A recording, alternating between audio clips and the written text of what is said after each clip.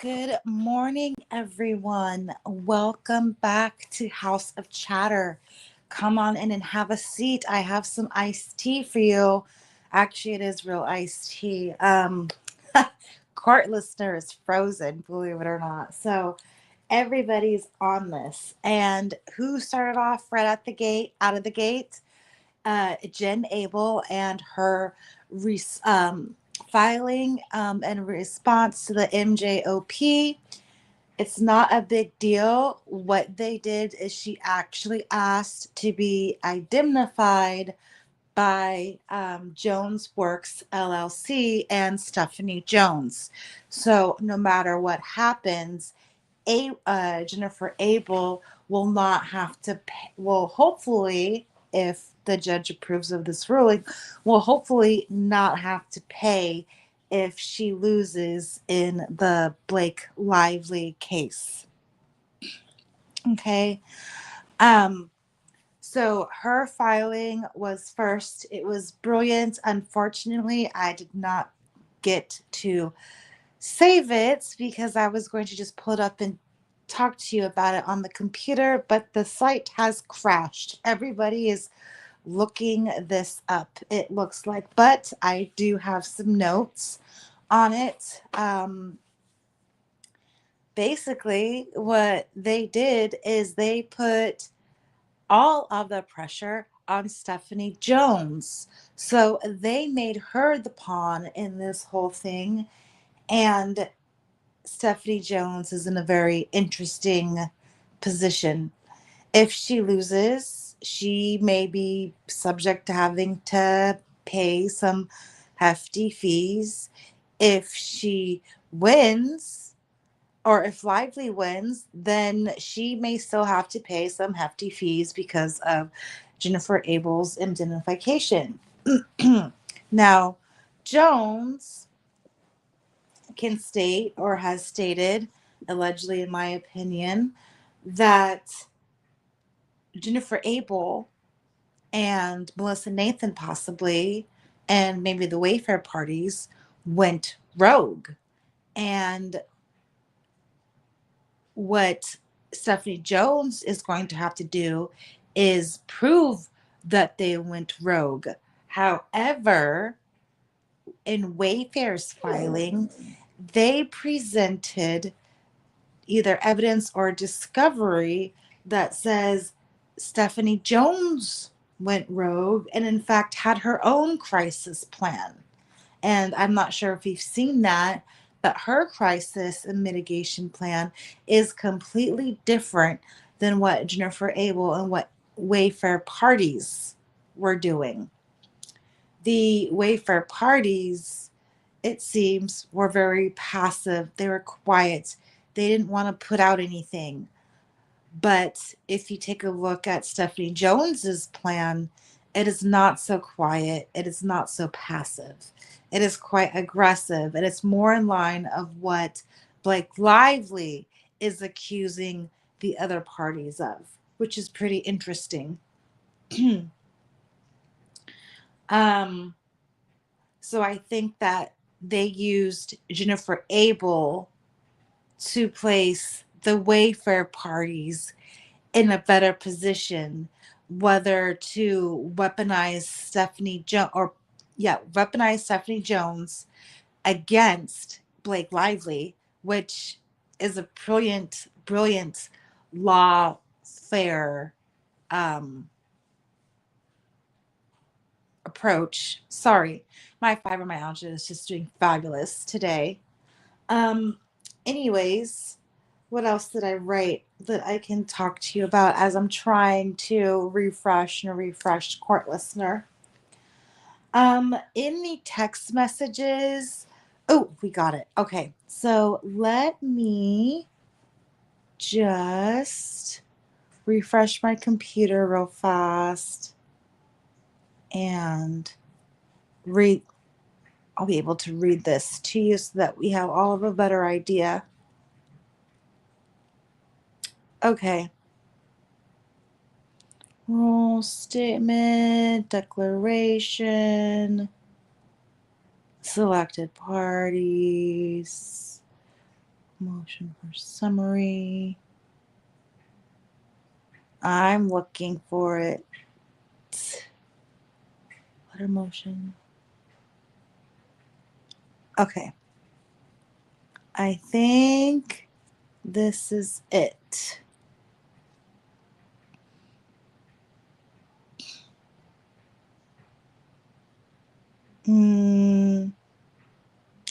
Notice of third-party plaintiff Jennifer Abel's motion for conditional summary judgment against third-party defendant Jones Works LLC.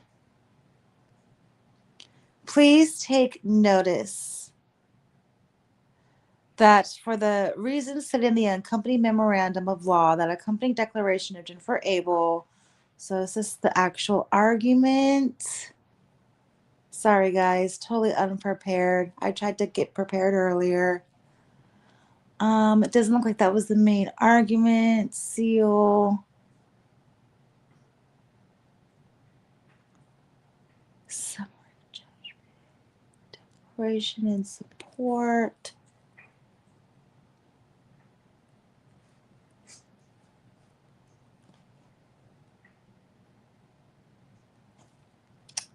Just looking again. Hello, house guests. Thank you for joining. I am just trying to pull up Jennifer Abel's third-party summary judgment request. It's quite interesting, and now I've just completely lost the document. Let me see this.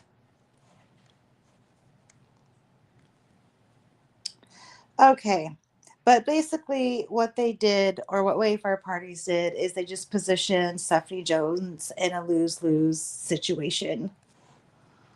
So what do you guys think so far of all of the filings?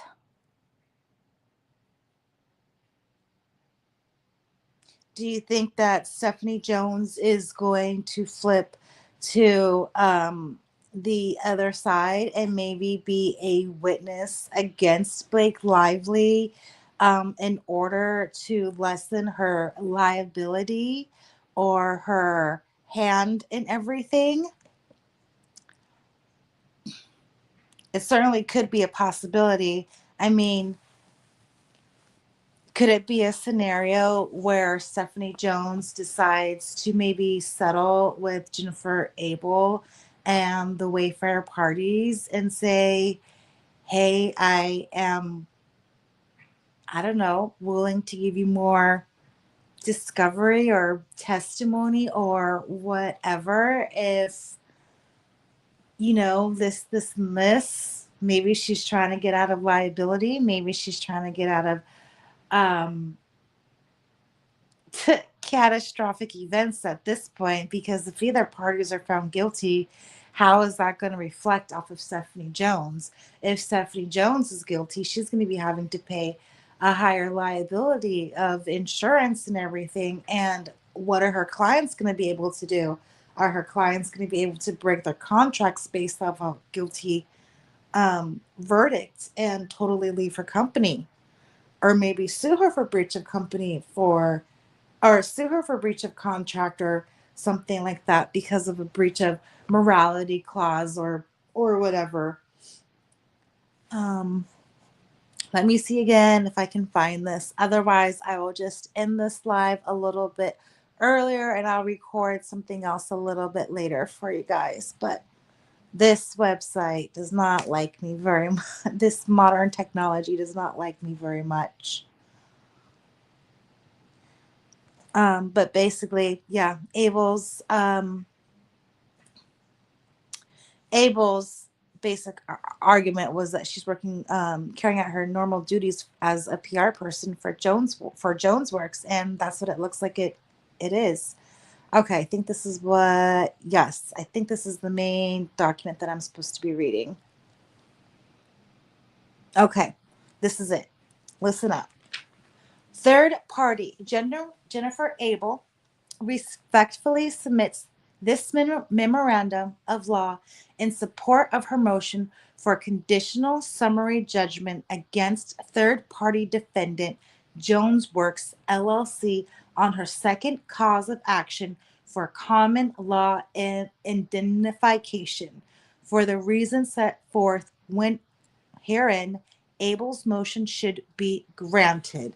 So she's seeking indemnification, meaning that basically she was working for her employer and whatever she was doing for her employer is her employer's responsibility and liability. And basically, if Abel does anything wrong, the company is on the hook because she's the person working for the company. All right.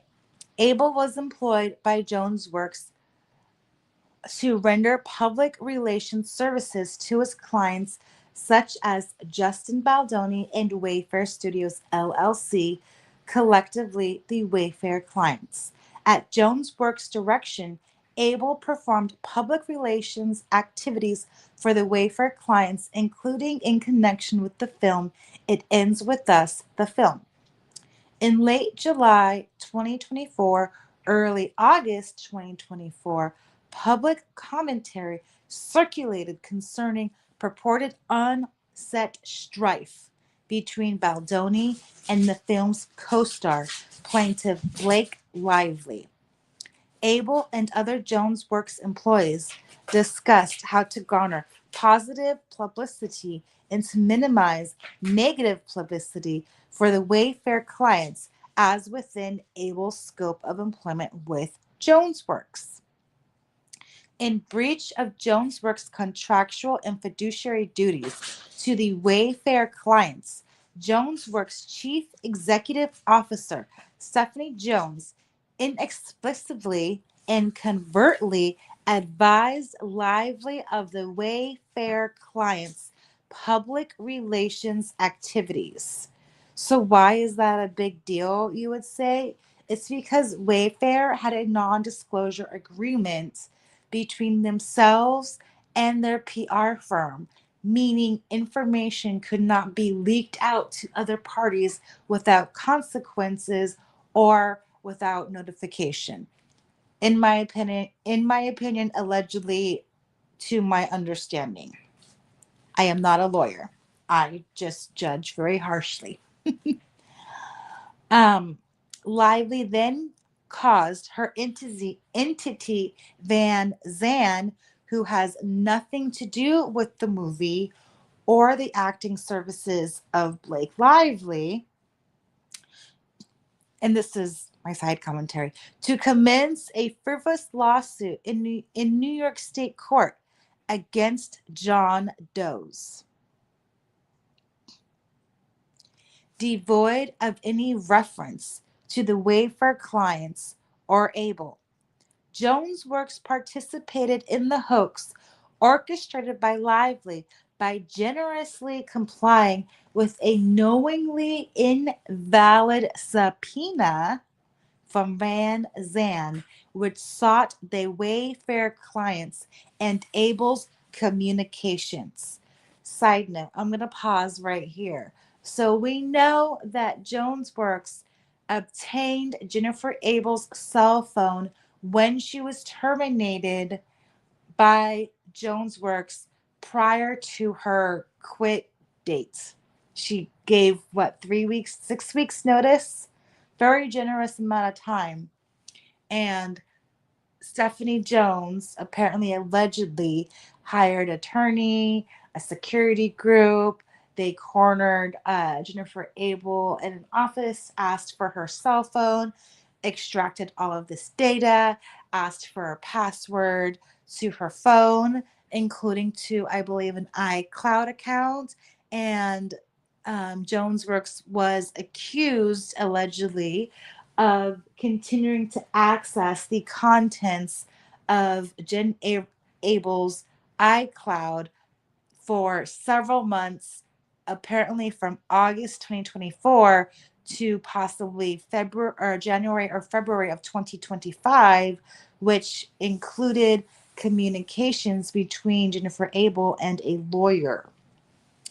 So why is the inclusion of Wayfair clients interesting is because in previous court filings, it only mentioned the contents of Jennifer Abel.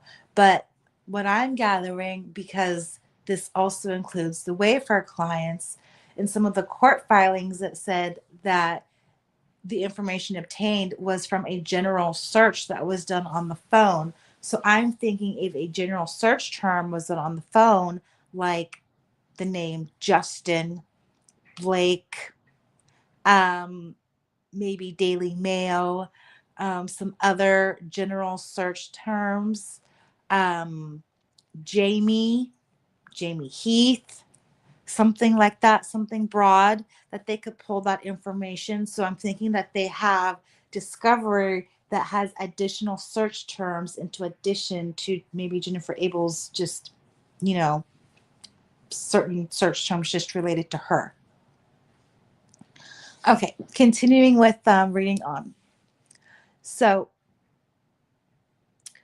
devoid of any reference to the Wayfair clients or Abel, Jones Works participated in the hoax orchestrated by Lively by generously complying with a knowingly invalid subpoena from Van Zandt, i.e. Lively, which sought the Wayfair clients and Abel's communication and which any other recipient thereof would have moved to quash. Based upon those communications, Lively manufactured a claim against Abel for allegedly aiding and abetting retaliation, quote unquote, when in truth, Abel merely engaged in standard public relations activities.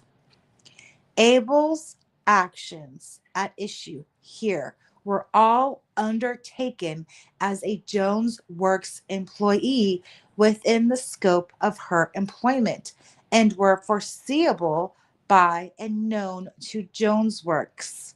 So I know that in recent court filings, Abel has admitted to CCing Stephanie Jones in all of her emails in between communications with the Wayfair parties as they were navigating this PR crisis. So it's not like Stephanie Jones was totally oblivious to what was going on, right? She was very well aware. And in fact, Stephanie Jones is being accused of being too well aware of the situation and intervening when she was asked not to. I continue reading court documents once I find my spot.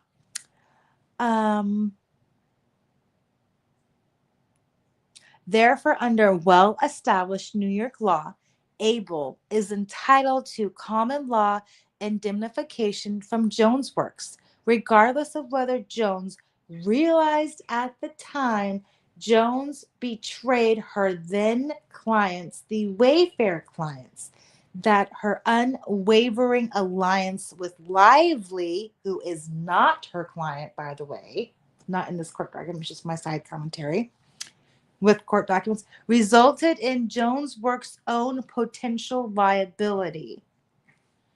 So they're saying Jones Works brought this whole thing on to herself by going to the dark side. The dark side is my opinion only, allegedly. But I think we can all agree Stephanie Jones ventured over to the dark side willingly. Here's the statement of facts, and this is where it's going to get interesting. Jones Works hires Abel.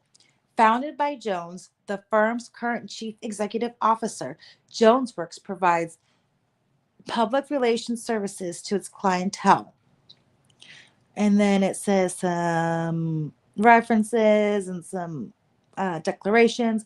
On or about July 9, 2020, Jones Works hired Abel, a publicist, as vice president. As a condition of her employment, Abel executed a non-disclosure and intellectual property rights a non-solicitation agreement.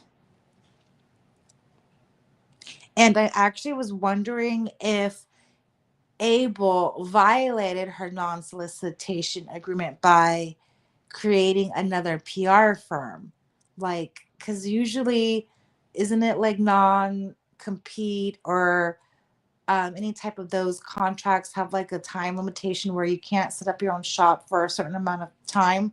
If anybody is a civil attorney or a contract attorney, can anybody correct me on that or verify that? Um, of course, I haven't read over her contract either, so that might be helpful for my understanding as well. Continuing on, Abel further agreed during the term of her employment that she would work exclusively for Jones Works, providing no services to any other entity in the public relations industry, media communications, marketing, branding, or talent management businesses, or any other business without Jones Works prior written approval. So I wonder if that applied to when she quit or was terminated. Approximately 16 months later, on or about November 22nd, 2021, Jones Works and Abel entered into a modified employment agreement. Per the terms of the 2021 employment agreement, Abel agreed to serve as a vice president of talent.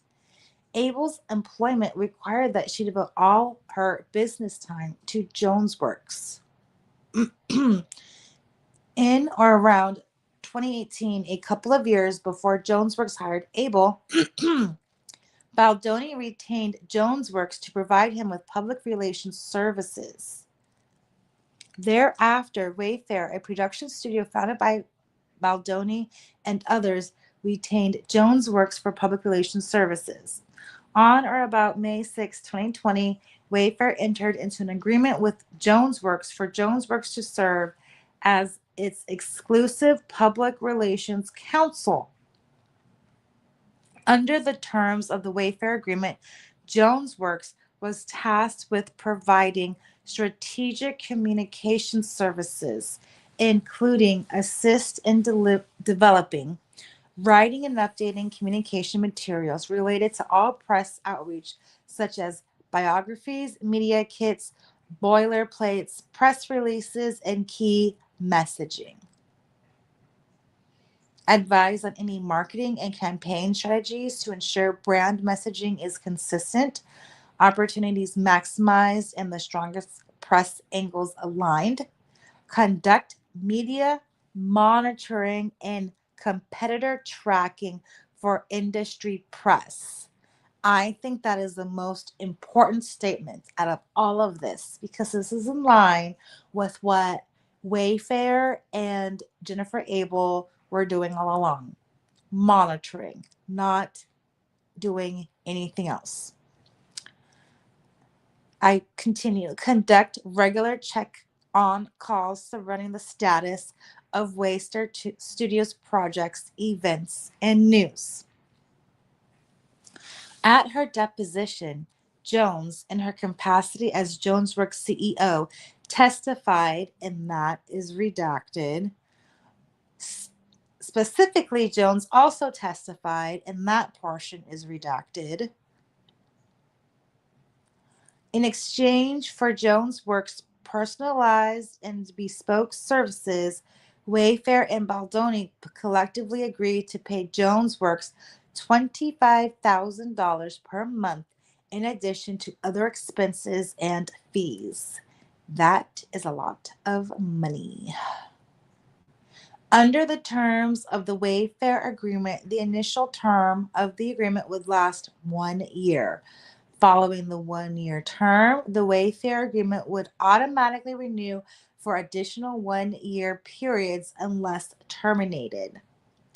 Following its retention, Jonesworks redacted.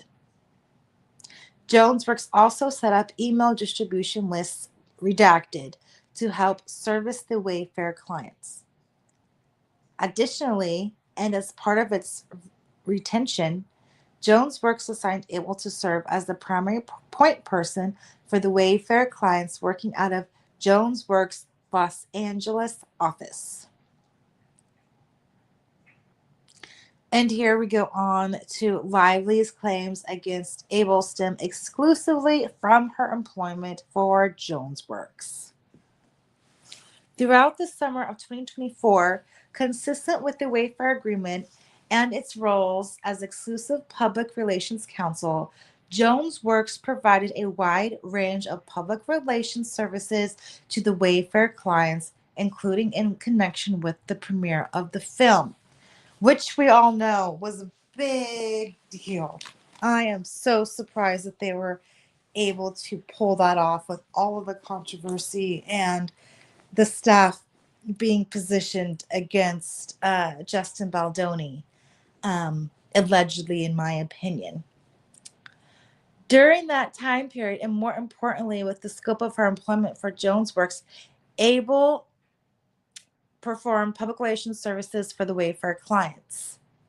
A number of those activities now serves as the basis of Lively's claims, as defined herein against Abel, as detailed below. On July 24th, 2024, Abel advised Jones that redacted. Uh-oh, this is going to get serious. Jones responded by redacted. Dang it. Therefore, and based on Abel's recommendation, Wayfair hired the agency group TAG to assist Jones Works with crisis management.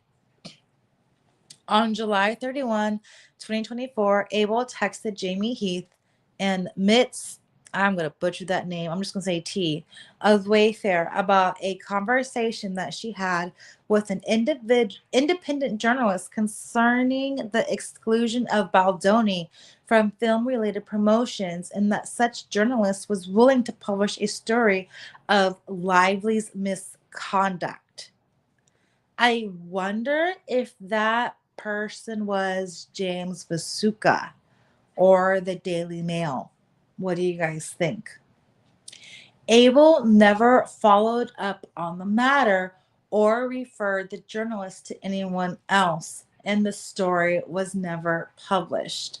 I want to know who that who that journalist was. They were very noble. I thank them. On August 2nd, 2024, a representative of TAG sent Abel a scenario planning document referencing an objective to protect the reputation of the Wayfair clients in the lead up, during, and following the premiere of the film and related goals. The scenario planning document was shared with Abel because she was a Jones Works employee responsible for providing public relations services to the Wayfair clients, which, again, Stephanie Jones was probably CC'd on. Just saying. Okay. On August 5th, 2024, Abel notified Baldoni that Sony, the co-producer of the film, had an issue with the word friction. And that is being really kind, in my opinion, being used in the press interviews about the on-set relationship between Baldoni and Lively. Abel proposed the word challenge as a compromise to downplay the social media speculation of an on-set feud, and to highlight that, as director of the film, Baldoni successfully brought all people to create something beautiful in the film. And I honestly will agree with that. On August 7, 2024, Abel exchanged certain text messages with Jones Works employee Matthew Mitchell and TAG employees Melissa Nathan, Katie Case, and Brianna Coslow about an online narrative concerning Baldoni and Lively's separate promotion of the film, as opposed to both being present. Remember, that was a huge deal. Thank you, Lively. I continue. On August 7, 2024, Case sent Heath and Abel at her Jones Works email address, an email referring to social and digital mitigation and remediation and public narratives concerning Baldoni and Wayfair. The email was sent to Abel because she was a Jones Works employee providing public relations services to the Wayfair clients. She's really trying to prove that she was a Jones Works employee. Rightfully so. On August 8, 2024, Abel sent a text message to Jones Works co-employee Mitchell and tag Nathan and Case concerning redacted, taking note of or flagging negative public commentary about Baldoni was a key part of Abel's duties as a Jones Works employee performing public relations services for his clients. And on the flip side, I am pretty sure that the Lively PR people were doing the same thing. Probably most likely, in my opinion. On August 9, 2024, Abel exchanged text messages with Nathan concerning articles about a rift or feud between Baldoni and Lively, as well as other potential media coverage of the situation. On August 10, 2024, Abel exchanged text messages with Heath, Mitchell, Nathan, and Case concerning a Hollywood Reporter article and TikTok videos related to Lively and or Baldoni. I wonder if these TikTok videos involve Jenna Redfield. What do you guys think? The TikTok video from May 17, 2023 included within the text chain shows Baldoni and Lively in a pleasant atmosphere on the set of the film. The Hollywood Reporter article discusses why it was important for Baldoni to make a movie about domestic violence. On August 11, 2024, and in her capacity as a Jones Works employee, Abel advised Wayfair via text message about redacted. On August 13, 2024, Abel exchanged text messages with Heath, Baldoni, Mitchell, Case, Coslow, and Nathan concerning a TikTok video praising Baldoni and another video criticizing Lively for her marketing of the film in the manner insensitive to domestic violence victims. And this is when all of those TikToks came out. August 15, 2024, Abel exchanged text messages with Heath, Baldoni, Mitchell, Case, Coslow, and Nathan concerning the positive public comments made redacted. On August 18, 2024, Abel exchanged text messages with Heath, Baldoni, Mitchell, Nathan, and Coslow concerning TikTok videos related to the film. The TikTok video from August 17, 2024, called the film one of the best movies ever made and said the film touched on domestic violence in the best way possible.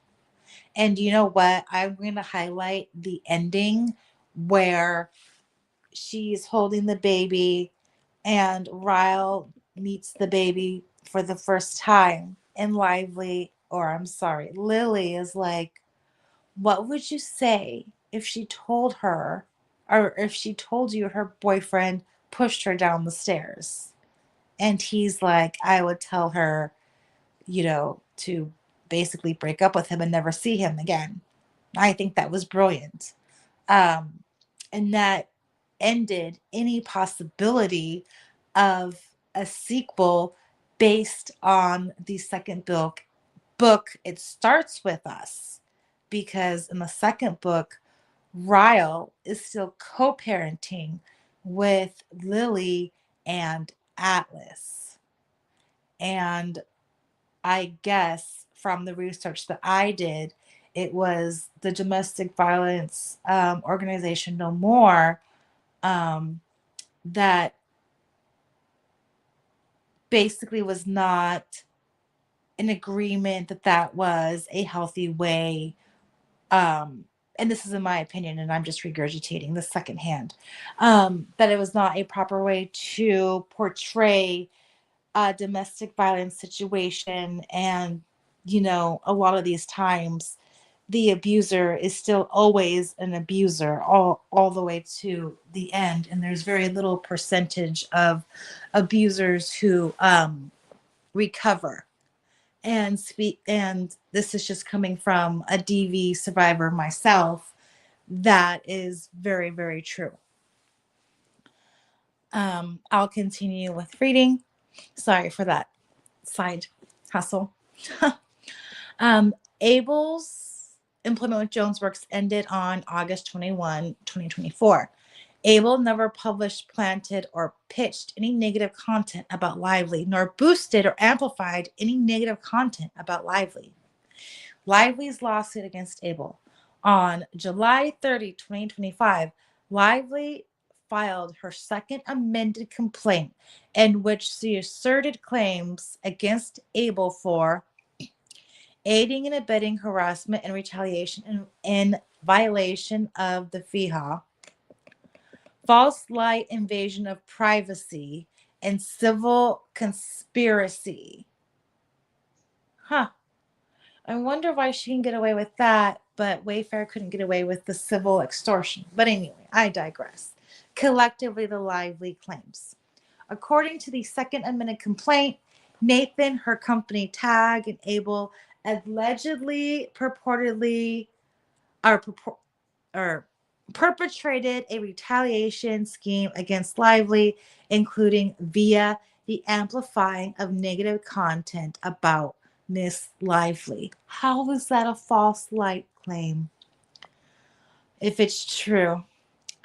The pleading further alleges that Nathan, Tag, and Abel aided and abetted the discriminatory conduct of defendants.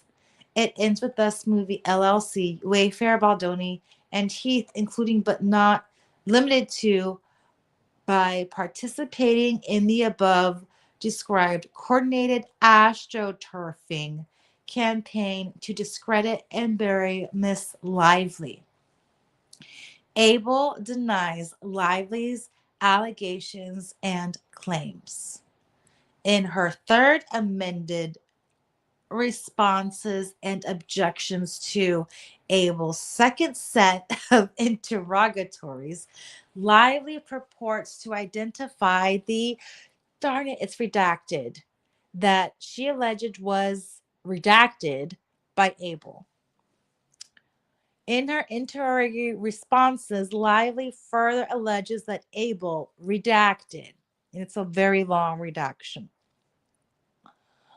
Abel again denies Lively's assertions in her interrogatory responses. Moreover, each of the specific instances identified in Lively's interrogatory responses consists of public relation activities performed as part of Abel's employment with Jones Works. As discussed above in detail, the activities performed by Abel from July 2024 through August 2024 within the scope of her employment with Jones Works. This makes Jones Works responsible for any potential vicarious liability to Abel for work performed during the course of her employment with Jones Works. And shouldn't this be in a contract? Wouldn't this be in like Abel's contract, employment contract? Now we get to the legal standard. Summary judgment is appropriate where the movement shows that there is no genuine dispute as to any material fact, and the movement is entitled to judgment as a matter of law. And then it cites a couple of case laws. In response, the non-moving party must then set out specific facts showing a genuine issue of material of fact for trial. A genuine issue of material fact exists only when there is sufficient evidence favoring the non moving party, such that a reasonable jury could return a verdict in his favor. And then it cites case law. Only disputes over facts that might affect the outcome of the suit under the governing law were, will preclude a grant of summary judgment. The non movement must do more than simply show that there is some metaphysical doubt as the material of fact. The non moving party must come forward with specific facts showing that there is a genuine issue for trial. And then it cites case law. The mere existence of,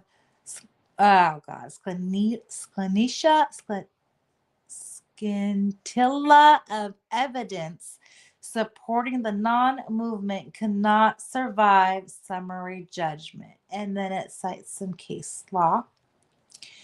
A party may not rely on mere speculation or conjecture as to the true nature of the facts to overcome a motion of summary judgment. And then it cites case law. Only admissible evidence need to be considered by the trial court in a ruling on a motion for summary judgment. Case law.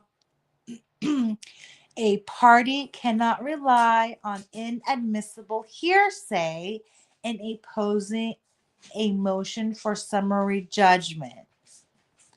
That's interesting that they say hearsay, because I believe a lot of this might be coming from Stephanie Jones and her alleged phone call with Lively and not being hearsay. My opinion, allegedly. I continue. Sorry, guys. Summary judgment is the time to put up or shut up.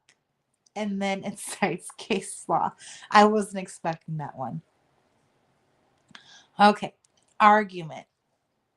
Abel is entitled to conditional summary judgment. Jones Works cannot escape its obligation to indemnify its employee Abel for the work she performed during the course of her employment. These circumstances warrant the issuance of conditional summary judgment in favor of Abel, even though the court has not issued a judgment in the underlying action. So no matter what, they want her indemnified no matter what ends up happening, which puts more pressure on Stephanie Jones in this whole thing, which I kind of hope that she like flips, because that'd be like a really cool twist in this whole story. But I'm just dramified at this point. The Declaratory Judgment Act provides that in case of an actual controversy within its jurisdiction, any court of the United States may declare the rights of other legal relations of any interested party seeking such declaration, whether or not further relief is or could be sought. That act confers a discretion of the courts rather than an absolute right upon the litigant. Case law.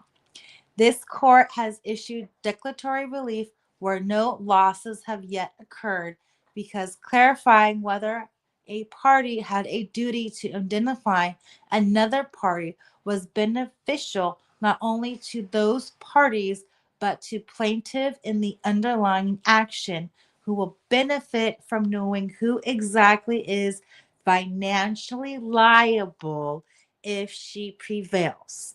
And then it cites case law. Don't you like that financially liable part? Dun, dun, dun, dun. It is well established that an indemnified party can obtain conditional summary judgment on an indemnification claim as to liability even before a judgment or on or settlements of the underlying claim. Case law again. Rejecting argument that indemnification claim was not ripe until judgment of liability or underlying claims because a court may grant conditional summary judgment on a third party plaintiff's indemnification claims where no genuine issues of material fact exist preclude such judgment. And then it gives case law. Finding it serves the interest of justice and judicial economy in affording the indemnity the earliest possible determination as to the extent to which he may expect to be reimbursed. And then it cites case law.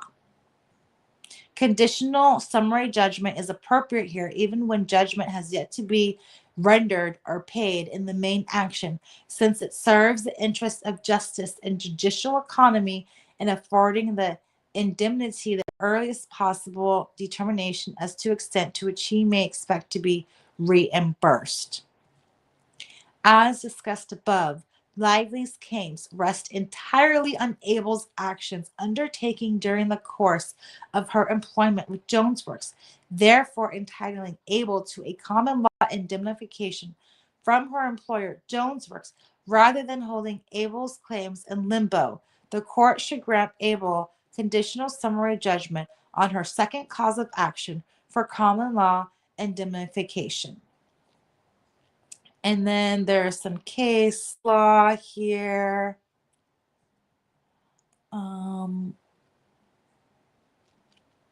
Alternatively, in the event the court deems this motion premature because no liability determination has been made as to Lively's claims against Abel, case law, Abel respectfully requests that the court holds this motion in abeyance until such time.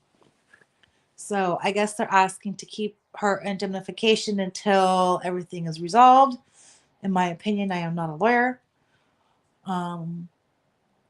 And then it says New York common law requires Jonesworks to indemnify Abel.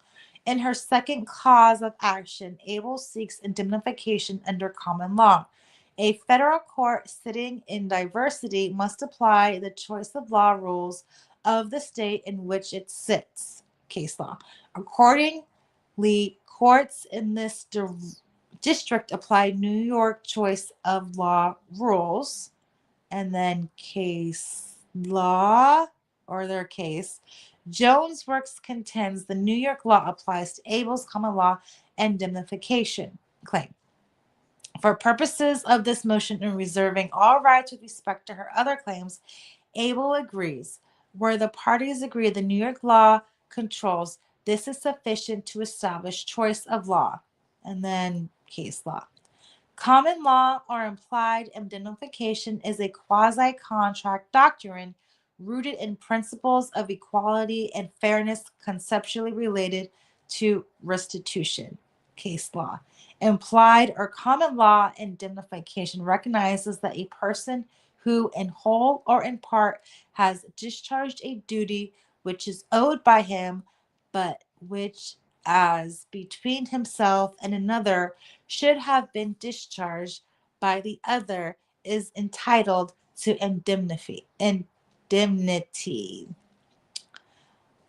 The predicate of common law indemnity is vicarious liability without actual fault of the part of the proposed indemnity, and a party has itself actually participated to some degree in the wrongdoing cannot receive the benefit of the doctrine. And then case law. Common law indemnity will generally be available in favor of the one who's held responsible solely by operation of law because of his relation to the actual wrongdoer. Dun, dun, dun, Stephanie Jones. This, if an employee is held liable for the following, the instructions of an employer who is vicariously responsible for those actions and whose instructions the employee was required to follow. The employee is entitled to indemnification from the person who gave them the instruction. And then it cites case law. Under the doctrine of respondent superior in New York, an employer may be vicariously liable for the tortious acts of its employees only if those acts were committed in furtherance of the employer's business and within the scope of employment. Abel's conduct falls squarely within the scope of the doctrine supporting her second cause of action for common law indemnification against Jones Works. As detailed above, the alleged conduct that forms the basis of Lively's claims against Abel consists of public relations activities on behalf of the Wayfair clients during the time in which they were Jones Works clients, all within the scope of Abel's employment, and any such conduct were undertaken at Jones Works' direction. In sum, the record firmly establishes Wayfair and Baldoni retained Jones Works to perform public relations services for them. Jones Works employed Abel to render those services, and Jones Works knew of and directed public relations activities for Wayfair and Baldoni, including garnering positive publicity and eliminating or minimizing negative publicity for them. Jones Works provided the Wayfair clients with a wide range of services, including but not limited to crisis management to public relations. Abel, oh, it's just citing a docket. As Jones testified, redacted, the necessarily included providing advice, counsel, and public relations support surrounding the premiere of the film. Furthermore, as discussed above, each of the purported acts which form the basis of Lively's claims against Abel consist of public relations activities, not only within the scope of Abel's employment for Jones Works, but were also part and parcel of Jones Works' obligations to the Wayfair clients. In other words, Jones Works lacks any legitimate, much less cogent basis upon which to deny responsibility for Abel's activities. Jones herself knew of Abel's actions, providing supervision and direction. The record further establishes Jones knew Abel was working with Baldoni on his press tour. Jones knew Jones Works employees, such as Abel, monitored social media activity concerning Baldoni and the film, a standard practice. Jones knew Abel and other Jones Works employees interacted with the press, handling inquiries and other public relation issues. And Jones knew Wayfair had a retained tag to provide crisis management advice and services. Jones herself even provided the Wayfair clients with a strategy to handle publicity. And I will side note that strategy was the opposite of what the Wayfair parties wanted, requested, and were implementing. My opinion, allegedly, but we all know what happened. Jones has not only oh, I'm sorry. I skipped a line. And in fact, even after Abel's employment ended, Jones Works continued to represent Wayfair and Baldoni until at least August 30, 2024.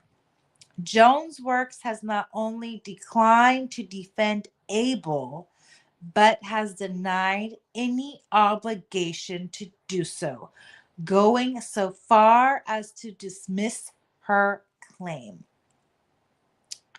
Jones Works further separately sued Abel based upon false allegations that Abel's public relations work went far beyond the legitimate scope of Abel's employment. I'm sorry, guys. I am totally going to sneeze. Just 1 second.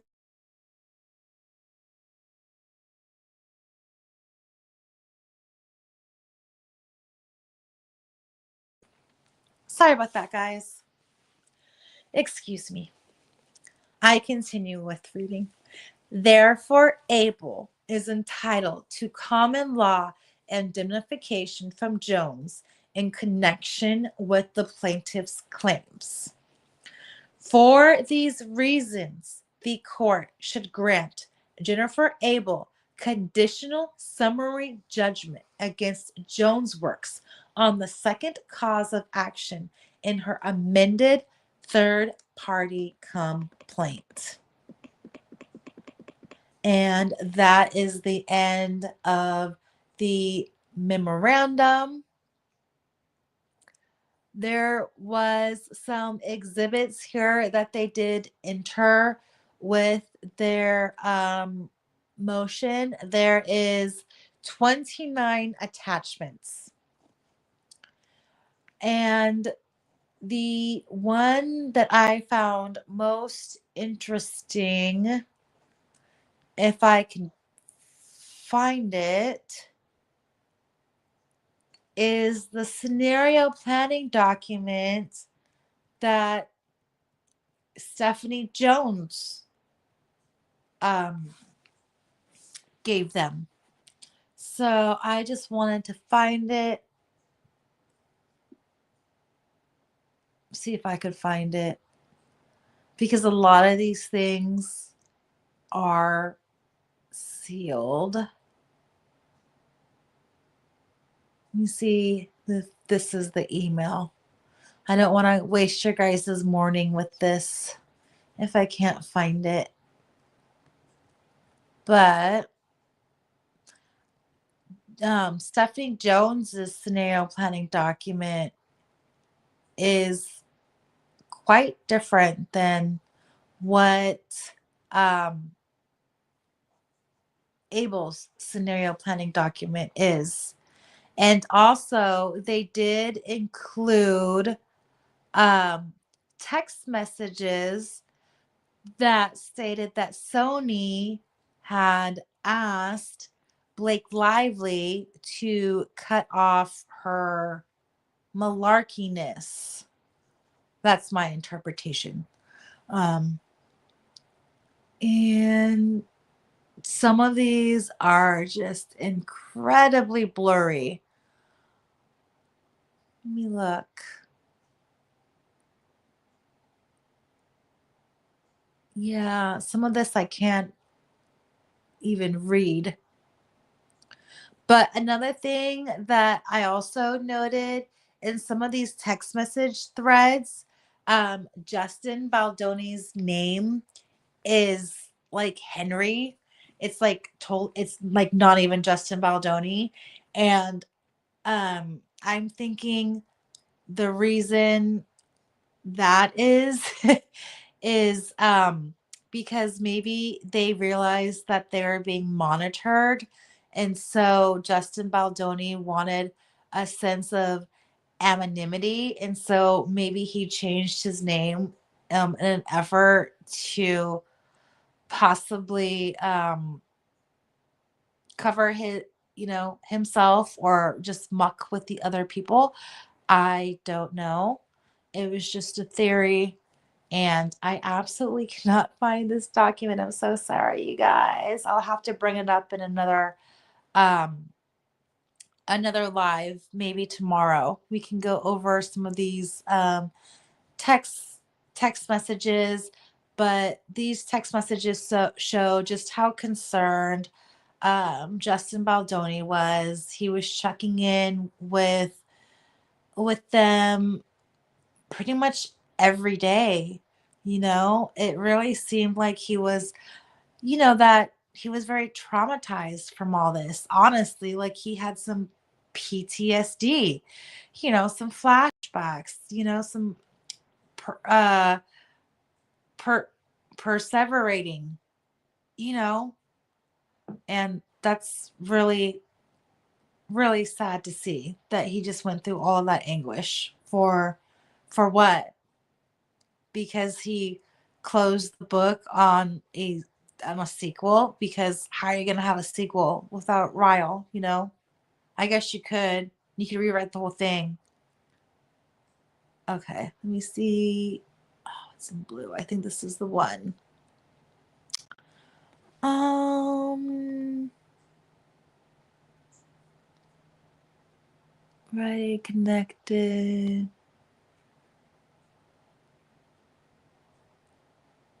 Nope, not it. So it's been an hour. I'm not going to waste your morning, guys, but thank you for sticking with me, house guests. What do you guys all think? What do you think Stephanie Jones' next move should be? Do you think she should be like, hey guys, can I join your team? And then maybe, I can maybe help you testify against Blake Lively. And if you do this for me and I can do this for you, and then maybe my liability will be lessened. Does anybody think that that could be a possibility? Or do you think at this point, Stephanie Jones is just basically cooked? And at this point, maybe she's just going to try to have to minimize her liability, i.e., criminally, because she does have those allegations against her. I don't know. Let me just relook at my notes just in case I missed any of my tinfoil hat theories. Um, if anything, I guess the argument would be Stephanie Jones went rogue. That's another tinfoil hat thing that I did. Um, but really, it's just this whole move, this is a chess move as opposed to checkers move, which I think the Lively team has just been looking at this as a checkers board, and the Baldoni team and Wayfair team has been playing this like chess from the very beginning. Um, in the words of Taylor Swift, maybe Blake Lively brought a tiny, tiny violin to a gunfight. And now, where the rubber meets the road, we're seeing some really shady stuff. And this probably goes into a further conspiracy, allegedly, in my opinion, that involves Stephanie Jones, Lively, maybe Sloan, and all of this is going to come out in later filings. And this is just that, hey, we're going to put you on notice. And this is kind of like the foreshadowing and breadcrumbs of Stephanie Jones. We're going to come for you. And then we're going to go through you and take on everybody else. That's just my opinion. What do you guys think? Thank you for all of those who has spent the last hour with me. Um, Dad, if you are in the Philippines, thank you for joining me. I was hoping to see a little comment from you, but if I didn't, I hope you guys are okay over there. I'm glad you guys are safe, and I'm definitely glad that you guys have internet. And thank you for letting me know that you have no clue that you have no idea who Blake Lively is, and you know everything about Ryan Reynolds, and you still dislike him. So thank you for being team who. Anyways, let me know your guys' thoughts, comments. Please like, share. At this time, I would like to highlight my nonprofit, Seven Farms. We try to raise awareness for trauma, child trauma therapy through equine therapy. We are currently sponsoring an organization out of California called Healing Hearts Ranch LLC. We would love to raise $200 for them for 1 month of therapy for a child who has suffered immense trauma. If you guys have any questions or are interested in donating, I will put up my nonprofit website in the comments after this video. And I just want to again thank you for your time, and good morning, good evening, and good night to you all around the world. Thank you guys. Have a beautiful day. Thanks, house guests. We'll see you next time.